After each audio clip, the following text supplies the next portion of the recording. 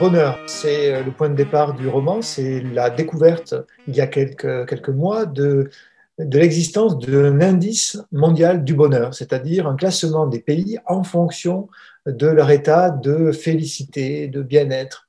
Et ce qui m'a beaucoup étonné, c'est que la France et les pays européens en général étaient très mal classés et qu'ils arrivaient très loin derrière après des pays qui vivaient des situations de misère, des situations de violence, voire de dictature.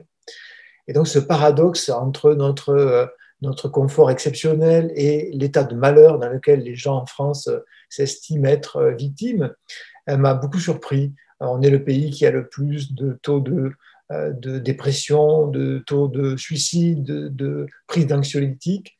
Et c'est ce paradoxe qui est à l'origine de l'écriture de ce roman.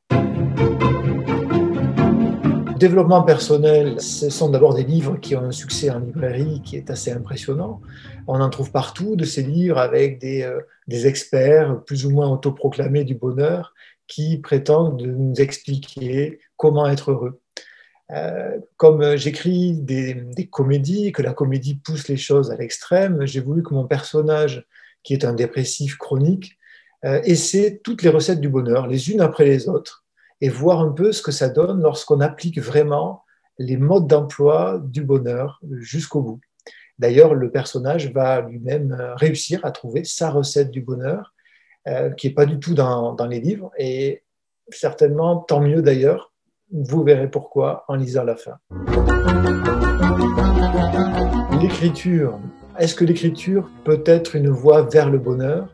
J'imagine que ça dépend des auteurs. Pour moi, en tout cas, la réponse est oui, sans équivoque. Pour moi, l'écriture, c'est une activité qui est de l'ordre du ludique. C'est une activité réjouissante, joyeuse. Une sorte de terrain de jeu dans lequel j'ai toujours hâte de me retrouver et où j'espère pouvoir faire venir le lecteur pour partager avec lui le plaisir que j'ai à raconter des histoires.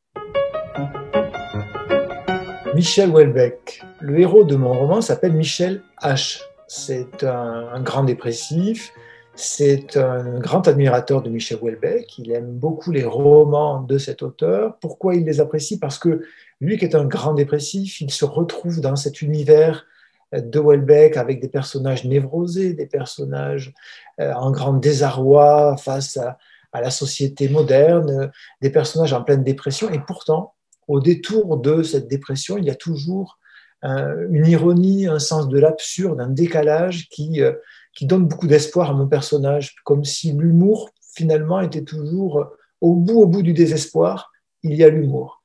Donc, il aime beaucoup ça, et moi aussi.